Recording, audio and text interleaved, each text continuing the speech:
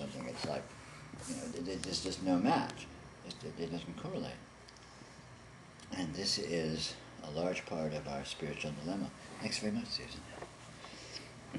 This is a large part of the challenge that we face, because basically to really enter into genuine spirituality, we have to completely abandon our expectations of what normal functioning is, of what things are and what we are on the most fundamental level. And we're ill-prepared for this by philosophy, by popular spirituality and religions and such. Even they don't really accurately prepare us, or don't really accurately include meaningful approaches to this dilemma, to this strange situation we find ourselves in. So we're forced to luck, we're forced to our own devices, we're forced to our creative ability, we're forced to our own individual genius of being able to draw outside the lines, of being able to successfully abandon, accepted norms of how to approach this, how to live life, how to get a handle on what's going on here. And so this depends upon luck. It depends upon the luck of who we happen to be. If we happen to have these resources, if we happen to have sufficient intelligence or sufficient cussedness to really address what's really here to be addressed, regardless, damn the torpedoes, regardless of all advice to the contrary, of which there is an awful lot, or the luck of stumbling into circumstance that somehow stirs us or fills in the missing blank or catalyzes a sufficient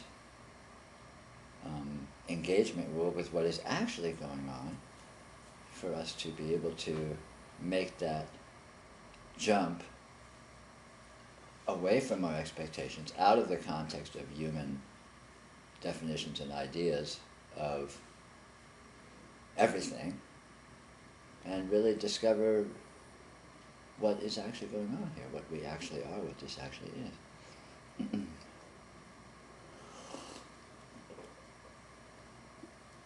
But fortunately, luck is available.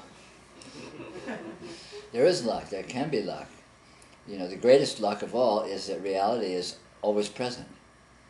So however misinformed we are, the genuine article is always staring us in the metaphorical face, and we can, as a touchstone, we can go to this and say, well, gee, I'm being told this, that, and the other. Does that actually accord with what I see here?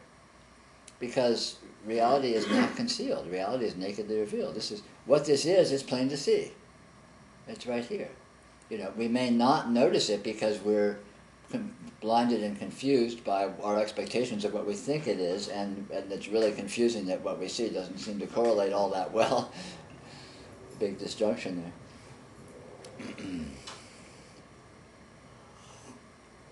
So this is a great asset. Reality is actually present. Reality is actually present, so we have access. We are real. This is real. It is not concealed. But again, we have to have the good fortune to be able to approach it as it actually is, and not simply in accordance with our expectations and our education and popular wisdom about what it's supposed to be, which can be pretty confusing.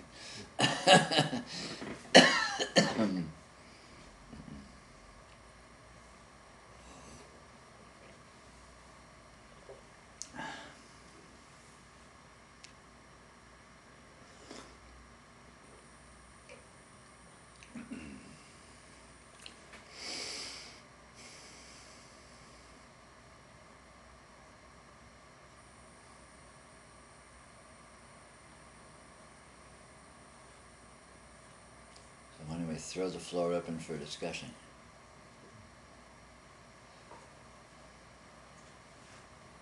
Well, I had a bunch of questions, but they've all left me. Good.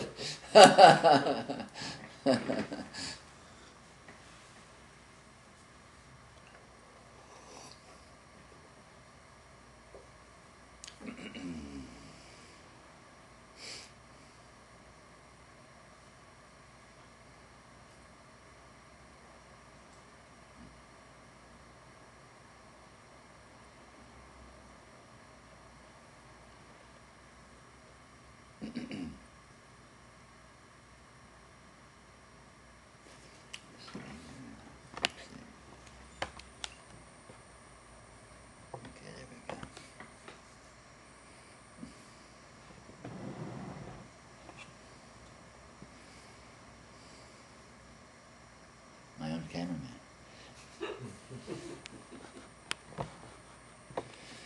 If only I could have a good-looking stand-in.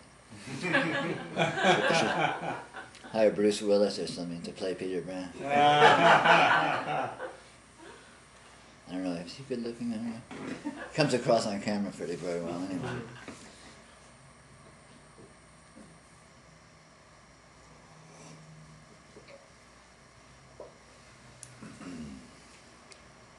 So, Peter, you say that reality is natively apparent.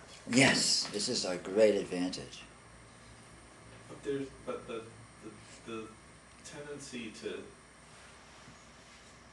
live in our ideas of what it is so seductive. Yes. And that's a part of reality, and it's completely obvious. Reality spontaneously generates these spin-offs of versions of itself and takes on itself, hypothetical versions of itself, that it can explore with wild abandon. So you're saying you don't have to get frustrated with yourself when that happens? Certainly not. You know, the master key is to try to see the context. An event does not matter. It does not matter what event happens. In other words, if the event is you going psychotic and getting completely lost in some fantasy worldview or paranoia or whatever, that's irrelevant whether you do that or not. What matters is seeing the context in which that's happening, discovering that these are, or noticing that these are, even as they're occurring, they are, what are they? They are, again, we don't have language for it, but let's say very approximately, these are very strange energy patterns appearing in this very spontaneously appearing in this very strange consciousness. So just disidentify it with... Well, see what it truly is. Don't identify it with mistaken entities. See what those entities really are. So in other words, let's see, this is a real efficient way to put this. Our narratives and interpretations are typically put in terms of entities, let's call it. In other words, I am in a situation and such aspects of the situation are presenting themselves, and I feel certain ways about these aspects, or I'm confused about these aspects, or I want to do something about these aspects or whatever. So all that's very well and good. So this is the posited situation, the posited scenario. But it consists of a bunch of elements. There's there's the aspects of the situation, there's wantings to do something about it or whatever. And so instead of just being naive and gullible and accepting that each element of the situation exists in the way you think it does, look and see what's actually there. And you will see that each of the elements of the situation is not what you think it is. So see what it actually is, and then you'll see what the actual situation is. For example, very, very, very superficially and scratching the surface, we think, oh, I'm me, I'm Peter Brown, I have certain temperaments, I have an identity, I'm kind of me, I'm the same me I was 5 minutes ago, and the same me that's going to wake up tomorrow in my bed. Is that really true? And then I look and I see, what am I?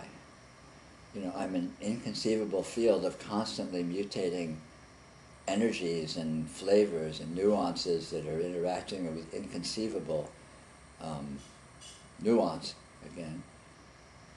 and very little stability, and yet at the same time a certain kind of a flavor, or let's say spectrum of flavors, that has some kind of a certain resonance. I mean, and this is very arbitrary and not particularly accurate, but let's just say, so rather than just being some me that has stability and persistence, I turn out to be this astounding field of ungraspable, subtle energies, And then, what about the situation? So, say I'm involved in a situation that involves someone else. Okay, so who are they? I think I know who they are. They're them, and they behave like this, and I think I know them. But then, do I really know them? And I look at them and I see, what are they? And again, I find that there's the actual presence, what's actually present in my experience, which is what they really are, is what's present in my experience. That's the only reality that there is what's present in your experience. So what is present in my experience as them is an inconceivably complex and subtle range of energies with an astounding dynamism, spontaneity, and uniqueness. It never repeats itself. So, wow, that's interesting. So so me and this person is sort of a conjunction of inconceivable, ungraspable, unknown energies, unique, constantly regenerating uniqueness and spontaneity, and wow, okay, well that's cool. So the situation is actually that. So the implications of those, the interaction of those elements, what my simplistic story was implying, and again, well, it's not going to be, is it? What comes to mind for me when you say that are those deep attachments we have, our children, our mates, our Sure. dog. Yeah. Sometimes I feel like I'm holding on to the side of a cliff with all my might, and I know that all I need to do is let go. Uh-huh. But that seems so unfathomable. Sure. To just let go. I intellectually know that obviously it needs to happen. But as soon as I start letting go, it's these attachments that are so concretely there. Right. But the attachments are attachments to fantasy. And when you let go of these fantasies, what you will have is what you actually already have, what is actually there, which is not the fantasies. These profound relationships in your life are not the fantasies that you hold them to be. They are what they really are. And you already have that. So letting go of the fantasies is no loss. On the contrary, it is an acknowledgement of genuineness and perhaps an opportunity for more fuller engagement and more fuller interaction, because you won't be trapped into using these stereotypes of fantasy identifications.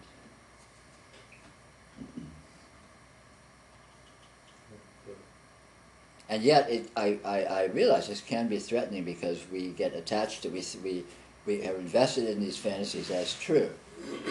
And so the way to extricate ourselves from that, other than brute force and luck or whatever, or a car crash, is to really look and see, again, what's actually there, and you get the evidence that these fantasies don't really touch the bases. They don't really cover what's actually present. And so just that discovery gives evidence that will dissipate the fantasies, that will render them less powerful, and ultimately, moot. And that the fantasies regenerate, but part of noticing what this actually is, what reality actually is the fact that it's constantly spinning off fantasies. It's the nature of it. Mind looks at something and it immediately knows a billion things about it. Just like just a volcano exploding or a sparkler burning or something. It's like a bazillion versions of everything is hypotheses are being spun out every second. And that's fine, but they're just hypotheses, they're just ideas, they're just possibilities. They aren't truth as the content of the ideas, they are truth as the radiation of intelligent energy. So we're a field of incredibly creative, engaged, intelligent energy. No problem. Cool. But that's all we are. That's all this is. It's a lot like a dream in that sense, that a dream is the dreaming intelligence, and what is manifesting as the elements of the dream are the dreaming intelligence. So it's this incredibly spontaneous, intangible, inconceivable, miraculous intelligence meeting itself. And it meets itself as apparent experience within the dream, apparent actual environment and situations, and it meets itself in terms of reactions to those environments and emotional and ideational content. But it's all just different versions of the same energy, sort of in different textures or different densities or however you want to call it. It's basically just this astounding intelligence meeting itself. And what's happening here?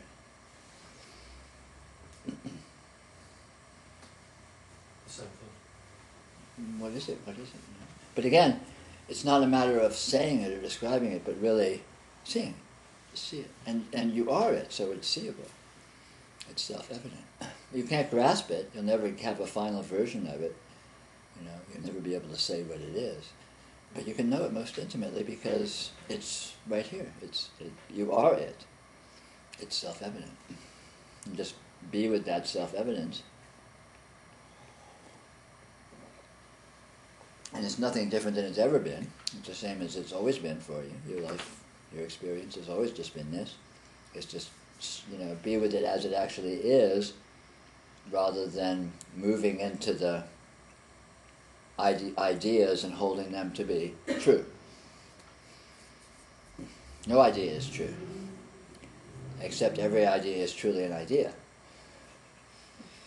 No object is existent, and yet every object is truly a radiant presence of inconceivable, unknowable energies and inconceivable, unknowable consciousness manifesting.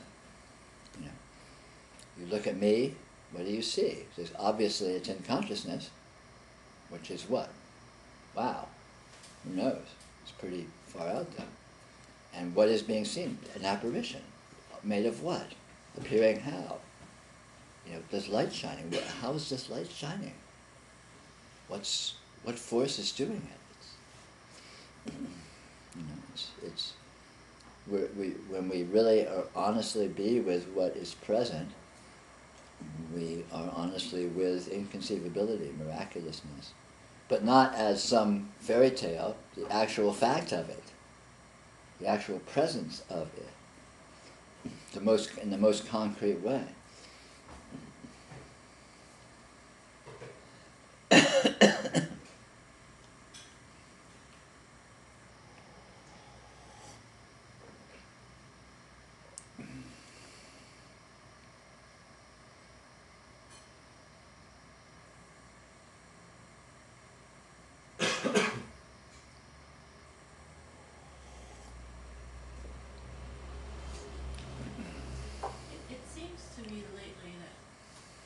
Exploring this on a day-to-day, moment-to-moment basis. Mm-hmm. I've been kind of thinking about this a little bit, quite a bit. It seems like it's, for me, where I'm at, just a matter of living, using those old cliches, really, really be here now, experiencing to the extent that if thoughts pass by, it's fine, and seeing that that's another arising. And for a while I was kind of caught up in the mind trying to figure out, trying to more manage the exploration. And then I saw, that was another trick. And that collapsed and left me back at just, be here now, for lack of a better word. Sure. But sometimes the question does come up, is there really anything else, anything more to allow this to go deeper? Because I have found, at least for me, with the kind of mind that I have, any kind of trying, doing, assisting, turns out to be the mind trying to manage it. So I sort of saw that. So when that question comes out, I go, I've gone there, you know. So I kind of felt like, okay, you know, and I'm fine with that too. But since we're here, I thought to hear your comment about, you know, is there any other comments, suggestions, insight from what I'm saying, you know, wherever you said something? Yeah. Any more, deeper, more, Yes. what would you suggest beyond? Yes. There is always deeper. Right. There is always beyond. Yes. Because that's what this is. Yeah. And I mean, just the moment to moment. It's yes, in the moment to moment, this this is always already, deeper. Yeah. It's deeper because because what's here is literally infinite, and again, not in an abstract sense, but in the most concrete sense. So, in other words, how closely can you be with an experience? How intimately can you go into it? There's no limit. There's absolutely no limit. So so all your experience is always the tip of the proverbial iceberg into infinite depths. Yeah. It's like looking at the night sky. Yeah. You know, you're just thinking, oh, I'm just seeing these little dots of light. You're looking into infinity. How far can you look into it? As far as you want. So there's always more, and in looking at this more and being with this moreness, there is progressive unfoldment. There's progressive discovery. There's progressive development of nuance, let's say. So there's always, it's never, be here now, okay, well, I've done that, now what? No, and I don't mean that. No, I understand, I'm not making fun of you, I'm just, yeah. you But know, I just want to make sure that, you know, we're communicating, that Yeah. you've got what I'm saying. yeah, but, and so, you know, being here now is being at a doorway into infinity. Yes. And the question is, how far through that door do you want to go? And the answer is, as far as you want. And your karma, the nature of your unfoldment, the nature of your current energy state, let's call it, is what will determine the answer to that of what actually happens. And nothing is final. Everything Yes. leads to more of itself. Yes, I get that. But volitionally, I feel like any volition, maybe when I use that word, I'm more associating with the mind trying to manage it, which, Right. like I said, she doesn't, you know, I went there looping around, no good.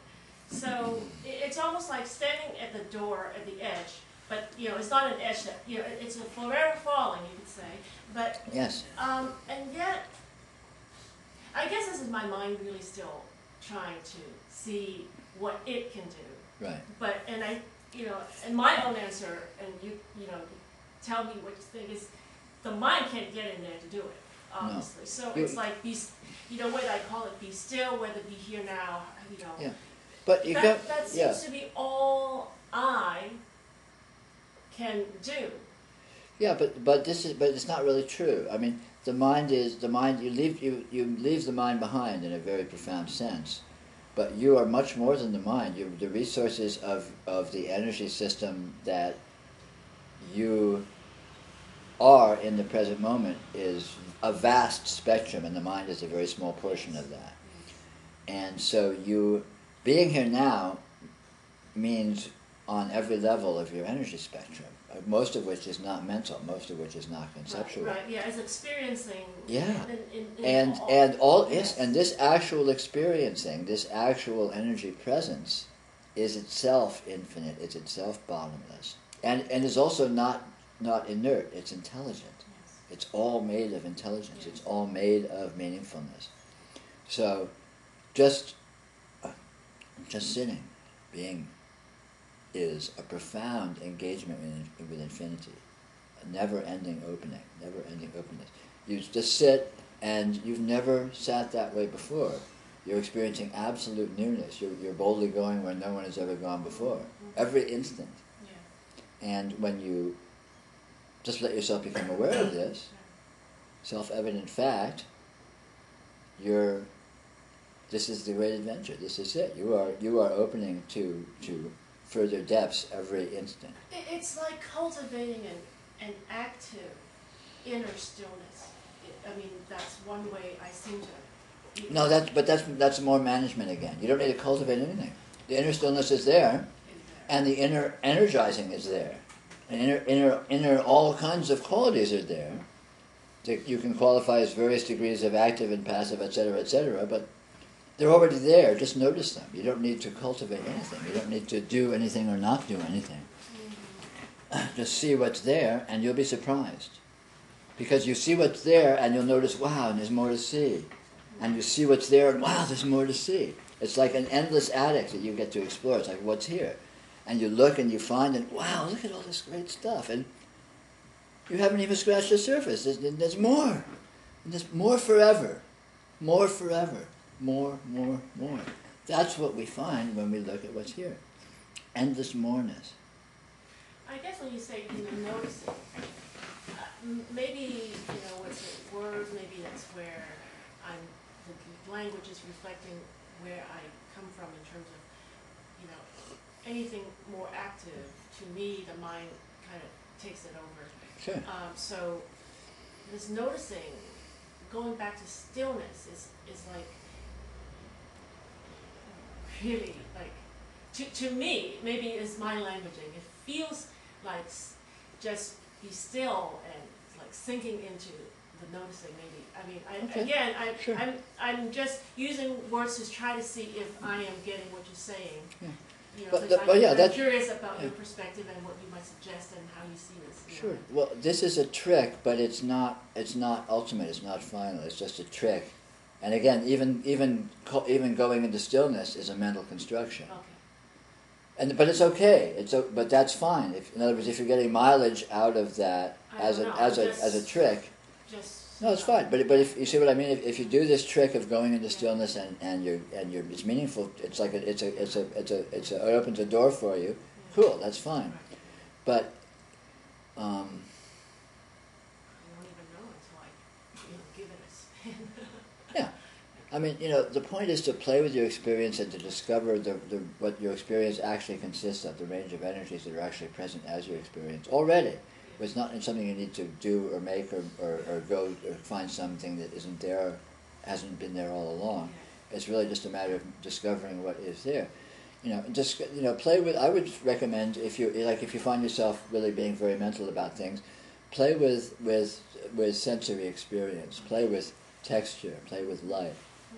Be with light. Let's look at it. Take a light that's not too blindingly bright or painfully going to burn out your retinas, and just stare at it and be with the light texturally. Be with it non-conceptually. Like feel it. What does light feel like? Right. Light has a feeling. Yes, I understand. Light has a feeling. Sound has a feeling. Sensation has a feeling. And it's not an idea. Right. But it's an actual real energy presence in consciousness. There's real consciousness there. There's real energy there. And there's not much in the way of ideas there. Yeah. So just by playing with those kinds of experience, you're outside the mind. And if the mind's there busy thinking and theorizing and all that, fine, let it. It's not like you need to stop them. It's not an either or. No, yeah. It's not like the mind is an enemy and I have to leave it. It's like let the mind do its thing over here, because the mind's partial, it's small. Yeah. The mind is small in the field of your energy, the actual energy of your experience. So it's not a problem, it's just little. It's like having a rebellious, noisy, political, small, tiny country in the Caribbean somewhere. It's like, yeah, they're there and they're a pain in the ass, but they're not. They're just, it's not. They're just small. They don't matter. It's not going to really affect anything. And our minds are like that. And we can discover that how small the mind is by being with the rest of our experience and discovering how big it is. I think the subjective experience here with the mind is, and I understand what you're describing, but often it's at this point, it's still, I could feel the mind, wanting to go outwards. Sure. Subjectively, and so maybe juxtaposed to that subjective experience, the note, for example, the noticing that you suggested feels more this way. Whether I call it inwards or that's fine. there, and so maybe again it's words, but I get what you're saying, and play with whatever, use whatever tricks or whatever kinds of modes seem applicable to you, but don't consider them as being final or Right. true. Mm-hmm. They're just tricks. Yeah. They're skillful means, as they say in Buddhism. It might change. It will change Yes. down the line. What suits now Yes. would be obsolete and so Yeah. on. All these tricks are doorways into an endless realm of other doorways. And I guess it will show itself when the next thing Yeah. that seems more appropriate. Yeah, happens. of course. Yeah. Right. Thank you.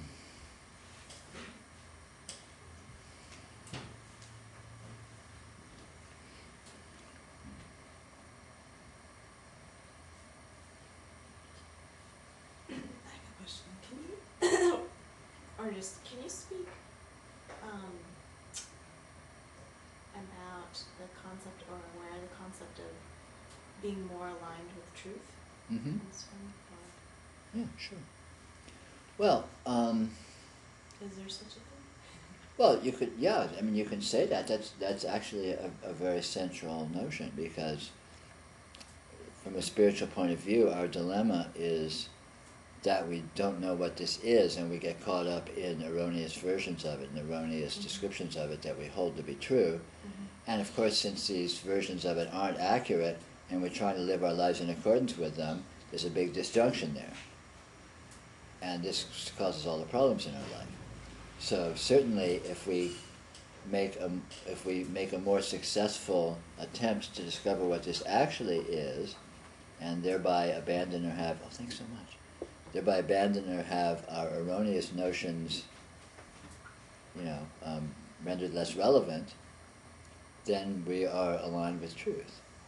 But again, it's not a final condition or an absolute thing, because in actual fact, it's not like there's a separate us to be aligned with truth. So alignment with truth, again, is not write it in letters of diamond and put it on your altar kind of thing. It's just it's a notion that is actually very meaningful. But as we begin to enact it more and more, the notion becomes itself another erroneous idea that we can leave behind. I was just, if there's this,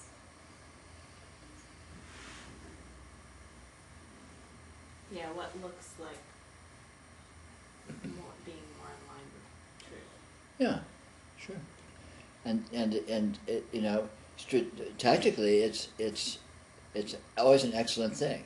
If there's any degree to which you're not aligned with truth, i.e., caught up in erroneous beliefs or interpretations of yourself or your life, then it's always good to try to leave them and move closer into something that is more accurate, more real, more true.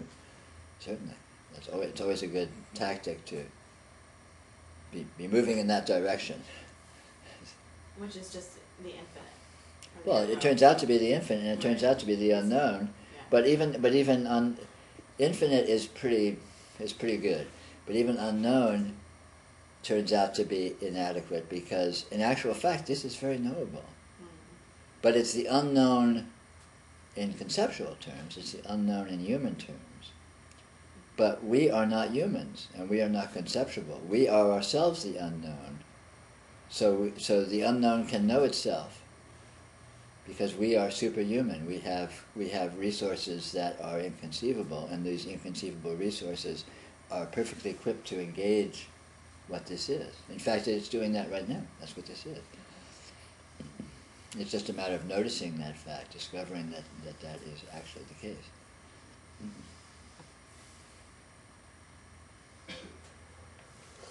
Peter, there's a question from the internet. Somebody asked, it would seem, because the mind works in linear concepts, that it can only ever take a route of knowing or not knowing, etc., a dualistic path, and can't see that all possibilities are happening at the same time. Right. Is this true? Yeah. The mind is useless in terms of grasping reality. But fortunately, we aren't dependent upon the mind as our tool for grasping reality. So the fact that the mind is incapable of doing so is no problem at all. We simply leave the mind behind to play and amuse itself by doing what it does, and engage the more effective portions of our functionality to engaged with the reality of our being.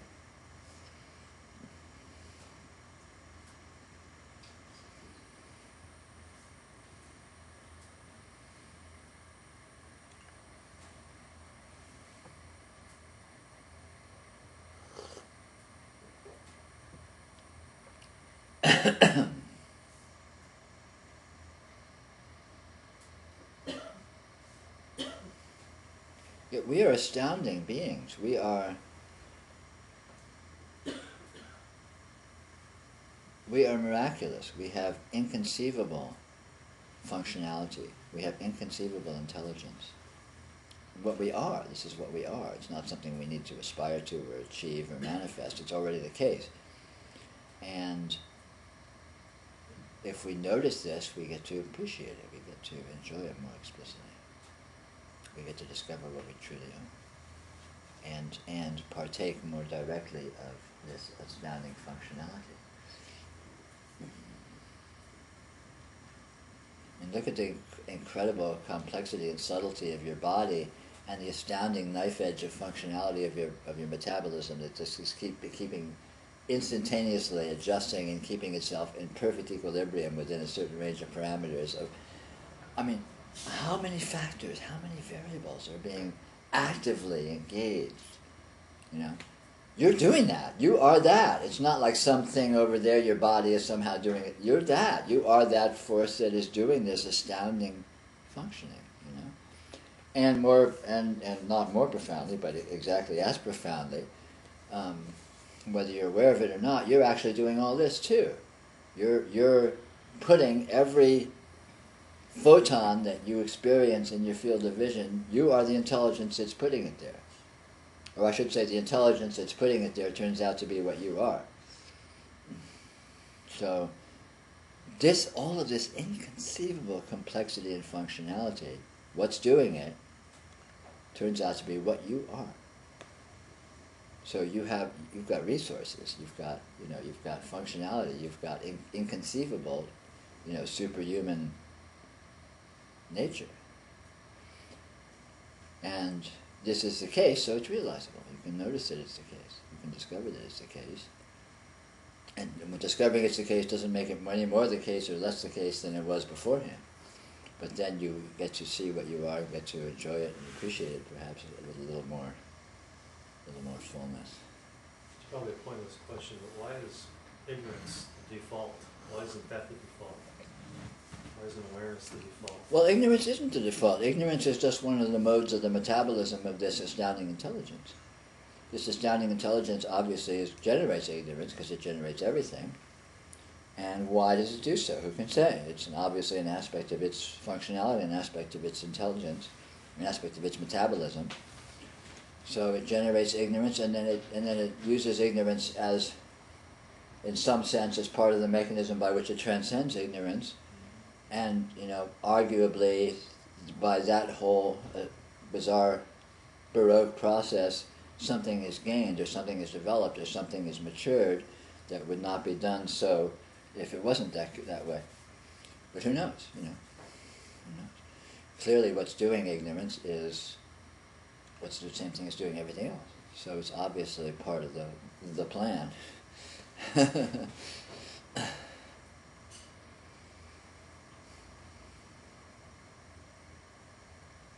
It's like maybe it's like an eggshell of a bird.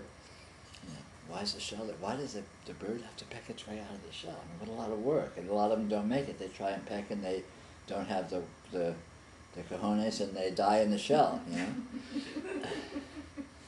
So why use shells? But because maybe there's a reason for it. Maybe there's a mechanism in terms of the metabolism of life that it makes sense to do so, as a protective mechanism, and also as a sort of an inbuilt quality control device of getting of evolution and so on and so forth. Who knows? Maybe ignorance is a similar kind of is our version of the eggshell. It's your personal challenge. Are you going to be able to peck your way out? Are you one of the few, the proud, the whatever it is? Semper Fi. The peckers. The peckers, yeah, good. I like that. One with the cojones.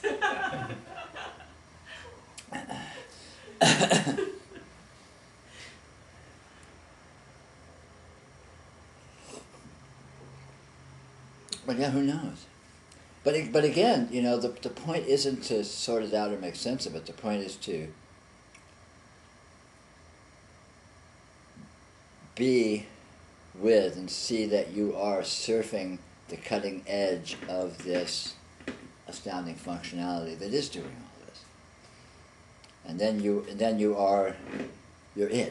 doing it. You're bang. You are this constantly breaking wave that shows up as all of this astounding complexity and functionality and intelligence. And then you don't need to have the answer. You don't need to be able to analyze it or explain it, because you are it. So the closer you get to it, the more you realize why those that are riding that wave are known as heroes, because it's such a difficult, at least seemingly difficult from this perspective, place to hold on to and stay on that wave. Yeah. It's a matter of maturity. Maturity is impossible to do until you achieved it. You know, a toddler in diapers may look at an adult and say, "How do they do that?" And yet, once you are an adult, it's effortless. And so, likewise, it's a matter of growing into it, of maturing into it, and it's really a matter of that. I mean, spiritual maturity, spiritual unfolding, is a natural process that happens when it happens. You know, sort of statistically, just casually looking around the world, it seems to be a relatively rare thing in this day and age. But that doesn't mean it's not natural. And if you find yourself engaged in this process of unfolding, then it's quite natural for you to be in it. But you are where you are. You can't be somewhere where you're not. You know, the teenager is not an adult, but it is more than a toddler in terms of this process of unfolding and maturing. And likewise, spirituality, spiritual unfoldment is a process of maturing that does itself. And it does itself in its own time and in its own manner. And our effort is simply a mechanism of that. But not even a mechanism, it's a symptom. It's like a shadow cast by it. It's doing itself. Our efforts are irrelevant, really. They're just aspects of it doing itself. We aren't doing anything. Our efforts is in name only. You really can't go wrong in a sense. I mean, it's just. How can you go wrong? Life can't go wrong. That's what it's going like. Can't Life possibly go wrong. No. Can't. Just can't. No, life is living life, and Exactly. it's that itself. That fact is winning. Whether any particular life form manifests in any particular way is irrelevant. Life wins because it is. And this is it. We are life. You are life. So that fact is your winning. That fact is your being. That fact is what makes you what you are right here, right now, and makes you going where you're going.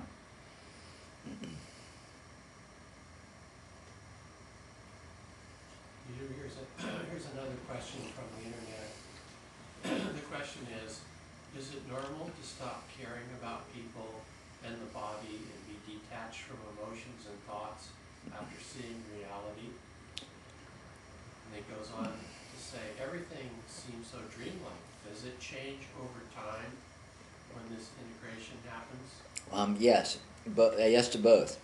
It is normal for that to happen, but it's a phase, and it does continue to develop and change.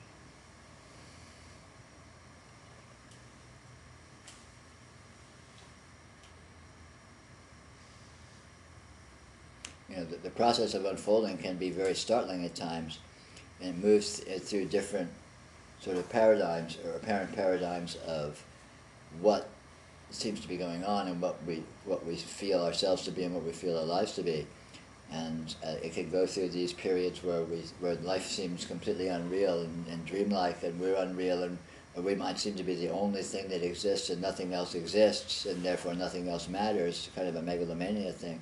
All these different kinds of phases of apparition can occur as aspects of this process, but none of them are final. These are symptoms of maturing. Sure. In an interview on YouTube that mentioned there was a 2-day period where this awakening and your experience, is that something you can expand on, you can talk about, or is it? I don't remember what I was talking about.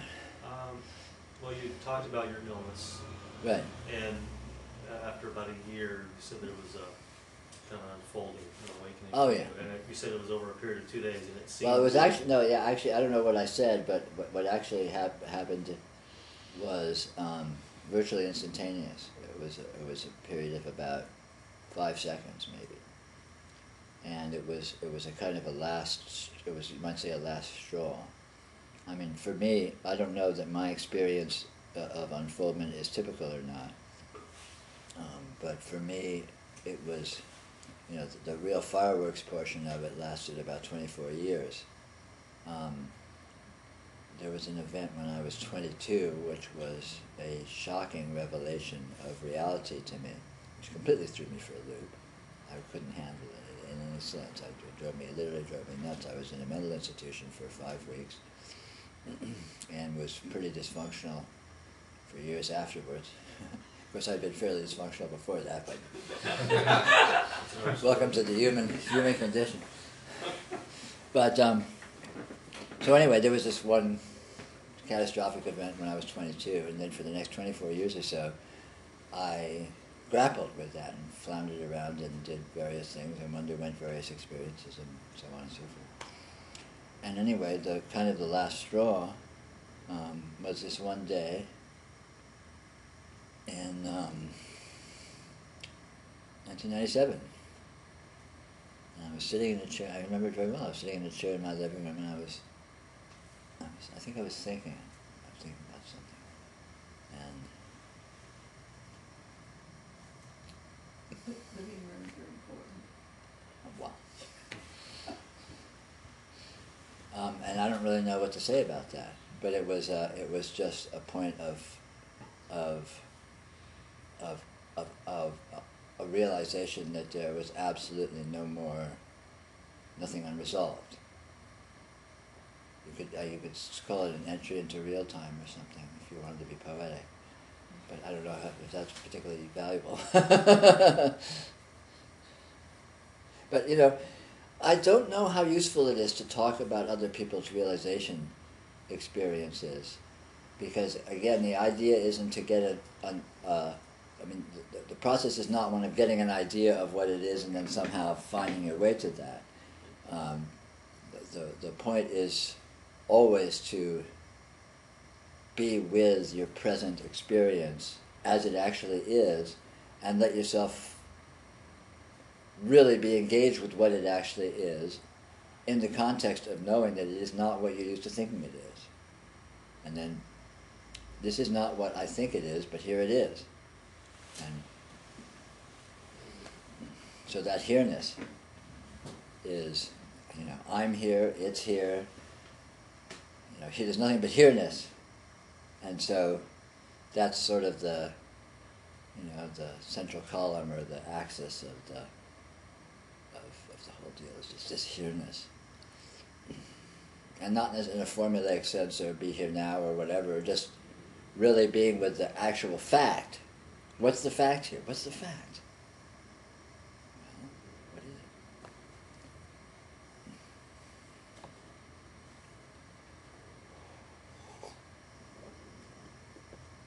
it? And that fact is already a fact. It's the only fact. You are that fact. This is that fact. You know, it all meets in this. You know, this is. And just be with that. And what it will seem to be will continually morph and metamorphose and develop and reveal itself, because its very nature is an ongoing revelation. It's not static. It's a constant unfoldment. You know, what we call the flow of time is evidence of this fact, of it constantly opens itself to new aspects of itself. And there's no final aspect. But all of this is self-evident just in this fact, right here, this fact. This fact is you, this fact is the universe, this fact is reality, this fact is the divine, this fact is There's nothing but this fact, and it's right here. It's self-evident. It's completely accessible. It's right here. It's just simply this fact right here. You know, it's nothing. There's nothing missing. There's nothing else where you have to get to. Just this fact right here. Just be with that, and there's nothing whatsoever else that is findable, discoverable, or achievable.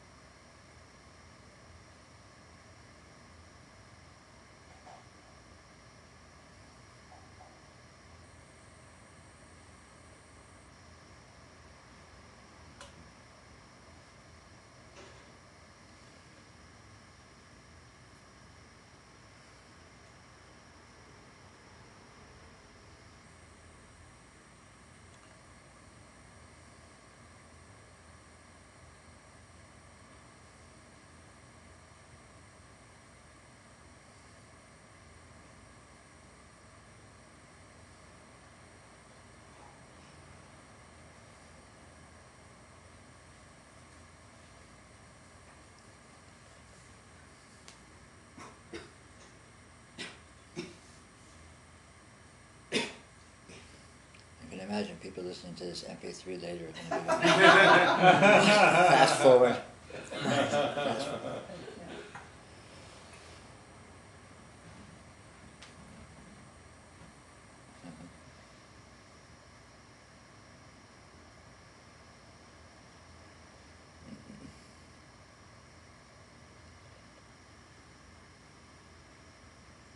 Good, make them work.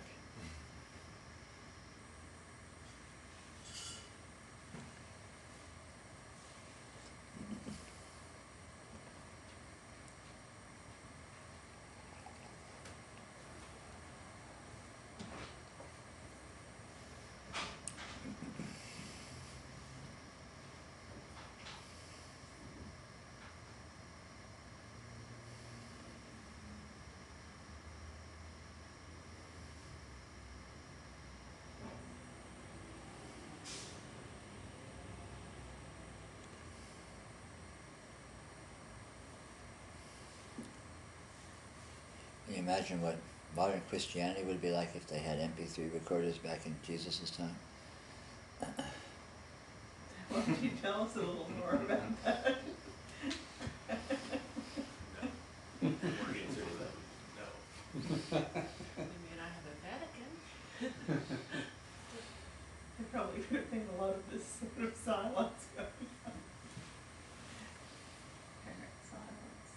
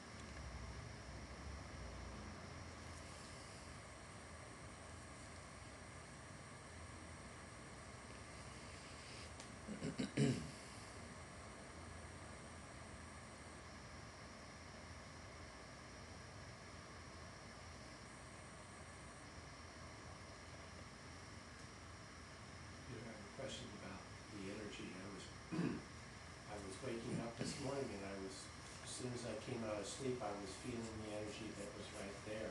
Mhm. Looking at it, it seemed a little bit oppressive. Mhm. But then I thought, well, I'll just keep looking at it because maybe there's some elements of it that don't seem oppressive. Mhm. So it seemed like it sort of loosened up a bit. And then I was just feeling the energy in this room right now, and it also feels just as kind of oppressive, but not. There's a slightly different feeling to it, but it's just as in your face, or it's just as in my face, so to speak, Sure. as in the morning. So I guess the energy always feels different. Always. It never repeats itself.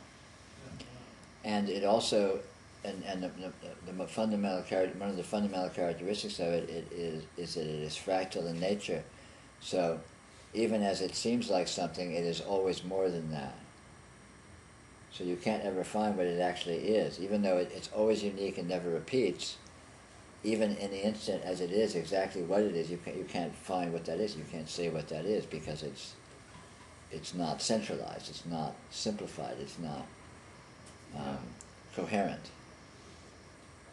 It contains inconceivable, infinite harmonics that are just everywhere. Right. It's just, there doesn't seem to be any really good way to describe it. It's just. Nope. If I'm putting a description on it, like this morning, I thought, look, it seems so heavy right now. That's just something I'm Yeah. sort of adding on to it. Yeah, you're oversimplifying. Right. You know, there's evidence in your experience to support that simplification, but you're not looking close enough to notice all the contrary evidence that would support other simplifications, and none of the simplifications are true or accurate. Right. But the general thing is it's in your face. It's like, It's right here, right now. I mean, Zero distance. Like this. it feels aggressive or something. You know? Yeah, reality is very dynamic. Reality is very, well, I use this word radiant a lot. It's like, you know, it comes to you. Right. It's not like it's over there, someone you need to go to it. It's like, there's no off switch. Right. But then when you get in deep sleep, then it seems to disappear, or it gets lighter, let's say. Well, the quality changes, but it's not any less in your face. It doesn't disappear, and it's not any lighter. It's just a different quality. Right, different But it can look like anything. Qualities can be anything whatsoever. Right. I mean, what's it going to look like after death? You know, big excitement. It can look like anything. And it always is unique. It never repeats itself. But most fundamentally, it's always also unfindable, undelineatable, undefinable. So it's an astounding paradox of absolutely present and obvious and absolutely unfindable. Right. It's not local. Simultaneously, the two are one. Right. And that makes absolutely no sense in human terms, but it's the truth. Right, because I can't really say if it's localized at all. It's just No, of course not. sort of It doesn't. sound. It doesn't exist spatially. Space is a subcategory that the imagination throws up within the context of this infinite energy. But this infinite energy is not actually spatial. It's not actually temporal either. So when I feel that energy, or I'm looking at, I'm noticing that energy, then if I notice any sort of flavor of it, I can just look at it closer and see. Yes. Oh, that's always the trick. Go closer to it. Yeah. Really be with it. Yeah. Go into it and see. Yeah. Does it have that one flavor you're Yeah. saying it Yeah. has? Go into it and it will just open. Yeah, right. Just eternal opening is all you find. Yeah, that's what I was noticing this morning. It was at first it sort of hit me up against the wall, but then I sort of like looked at it closer and closer, and hey, this isn't uniform. Yeah. It's like a mirage, it seems to be very obvious and localized, but then you go to it and it recedes and becomes unfindable. Yeah. All qualities are like that. All qualities whatsoever are like that. things seem so specific and present and obvious, but then you look and see what's really there and can't find anything. It's the damnedest thing.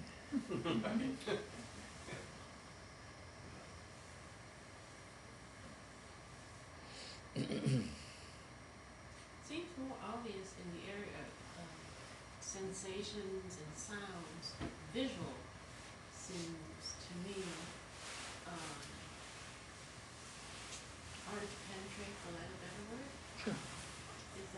It seems like with visual, the automatic labeling is very conditioned, obviously, and Right. immediate. Sure.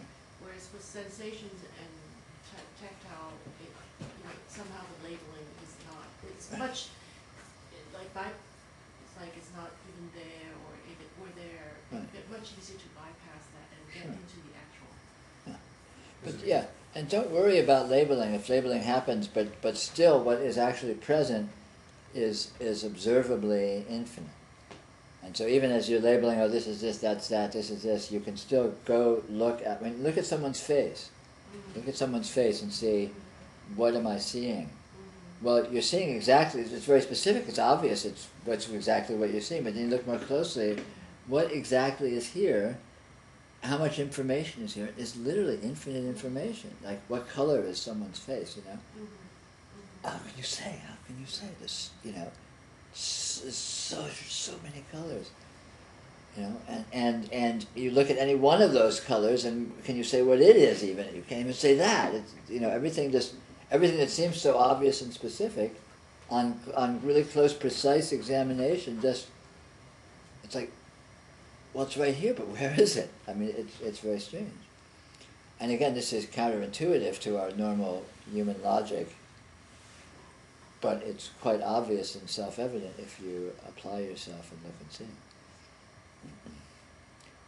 Because, you know, in human logic, specificity and vagueness are opposites, and they can't coexist. They're mutually exclusive. They cancel each other out. But in reality, specificity is indeterminacy, and indeterminacy is specificity, which of course is mind-boggling from a logical point of view, and yet it's observable, it's findable, it's repeatable every single time, because that's what there is. There's, you know, in your experience is infinitely specific. You can find infinite degrees of detail and specificity, and when you look at any portion of that specificity, it opens up into what? You know, without canceling the fact that it's still specific, you know, it's weird, it's inconceivable, and yet it's not weird, it's reality, it's obvious, it's common sense. We all know this every instant of our experience, and yet the logic we've been indoctrinated into denies it, and so we are sort of brainwashed to not noticing it. It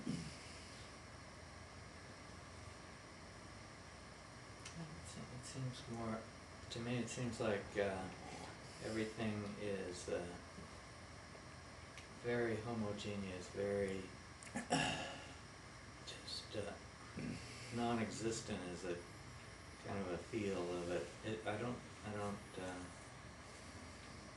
feel like the root of things is so homogeneous it's non-existent. Yeah, it is homogeneous, but it's also infinitely heterogeneous, isn't it? I mean, look at the detail in your experience. Look at the astounding... Yes and no, for me. I mean, yes and no, mostly. I mean, it can be if you, I mean, I can definitely have all the senses to fathom things in the world. Sure. But on the other hand,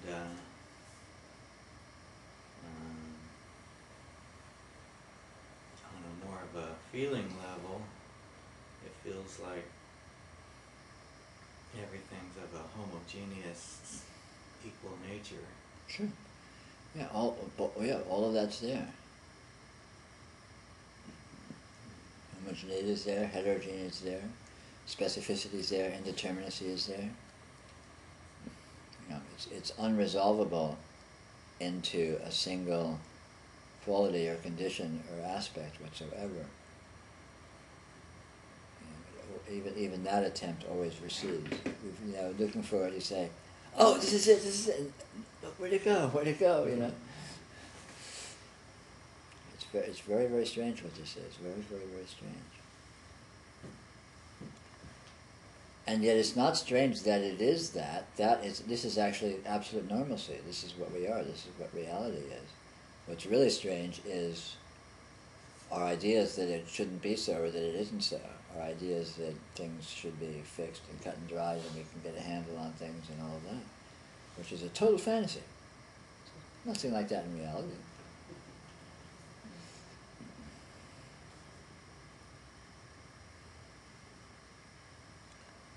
Could you say something more about death? You mentioned death Sure. moments ago. Do great adventure. Yeah. Sure. I guess I'm kind of concerned about it because this year I've lost about eight or nine pretty good friends, people I was quite close to. Even though I hadn't seen them much in recent years, Sure. they were still sort of part of my inner environment. Sure. And now I know they're not walking around here anymore. And I'm concerned that would indicate that maybe I'm on my way out quickly too because of that. Well, most likely. Yeah, I know. Most people would argue that you probably are, and we all are, to one degree or another. Yeah. The time frame's a little unknown, a little hazy, but It seems to be completely unknown, except for that sort of indication of what happened, what's been happening this year. Yeah. And I don't have any clue really of what's going to occur after that. I mean, do you? Death is exactly what this is. But having said that, that's a trick. Yeah, right. A trick answer, because that begs the question: what is this? Right, it sure does. And I invite you to, since death is not here to investigate necessarily so immediately, but this is, I invite you to try and discover more intimately what this is. And when you find what this is, I'm quite sure you will also have found what death is. And the evidence will present itself on the occasion. Whether we want it to That's or not. great. Yeah, thank you. As this does. This presents itself whether we want it to or not. This is life is as inevitable as death. What we call life, but we call it life as if we've said something by calling it life. But what is this? What is it? Well, if death is inevitable, we're already dead. Yeah, exactly. This is death. How do you know you're not dead? Yeah, I think I am. I mean, it's so inevitable, we might as well. Yeah, I won't say you're not.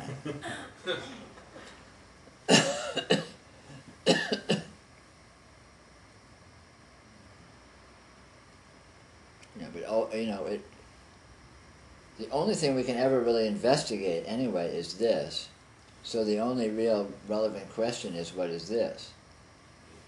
And I'll assert, and I predict you will discover, that when you find what this is, that will be the answer to any question you could ask anyway. It will be the answer to what is death. It will be the answer to what is life. It will be the answer to anything whatsoever. Any question you could possibly come up with is ultimately and finally answered when you know what this is. And that's convenient because this is right here and we can actually investigate it. Except as Leaf was alluding to, is sort of as you investigate it, it kind of disappears a little bit or becomes more elusive. Yeah, but that is an aspect of what it is. Yeah. The aspect of what it is unfindability. So that's really interesting, isn't it? Yeah. It's unfindable and yet it's completely present. And that's really interesting, isn't it? So again, the more we investigate this, the more it reveals itself. It's not hidden, it's completely nakedly revealed. All of its qualities are right here, completely nakedly revealed. So they're discoverable, we can see what they are. We just need to approach them without preconceptions so that we aren't tainting the experiment, so to speak, so that we aren't tainting the research with our expectations. And can just be with this as it is and let it show us what it is. It's right here, it will do so. It is showing you what it is right now. Just let it show you, and that is the answer to all questions. The thing is, we don't always know if we are changing the experiment. That's right, that's part of the process. is that discovery, and discovering what tainting is. Right. Because tainting, if it occurs, is an aspect of this as well. Right. So it itself is a fertile field for investigation and research.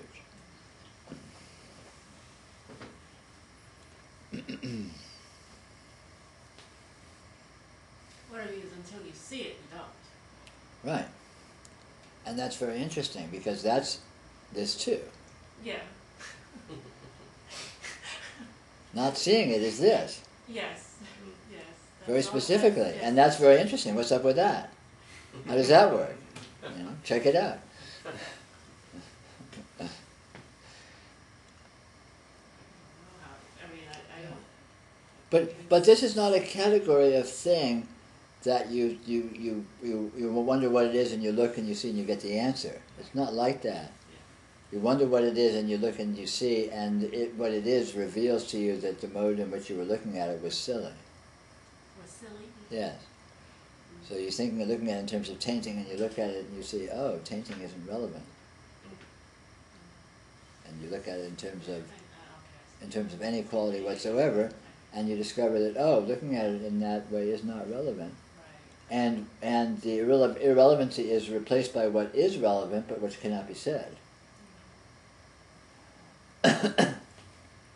So it looks like a cessation of questions or of modes of analysis, but it's not. But the point isn't to have those modes cease; it's to have them replaced by the reality, which does not show up as modes. So the modes, or all these modes of qualitative, potentiality, turn out not to be relevant. But what this is relevant, and it does not lend itself to modes. So again, we look at it in terms of modes, like we've been talking about tonight: specificity, intangibility, whatever mode, tainting, conceptuality, blah blah. All these modes, we look at it, and you look at what this is in terms of any one of these modes, and you see this, and you see, oh, that mode's not really relevant in the way I thought it was. So that mode goes.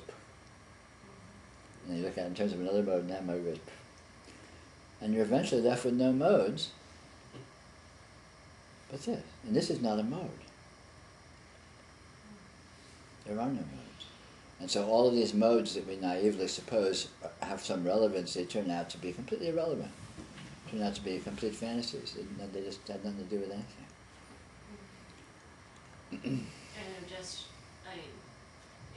And it shows itself in its own time in a way. Yes. Because the tainting, whatever you call it, at this moment, that's seen through, and then the next thing comes up. That's to right. be seen. That's right. It does itself. It reveals Right, itself it does in its own way.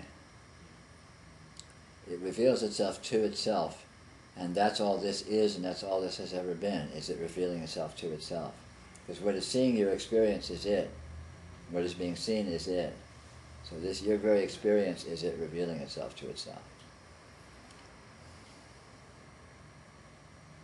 And it progressively continues to do so forever, timelessly.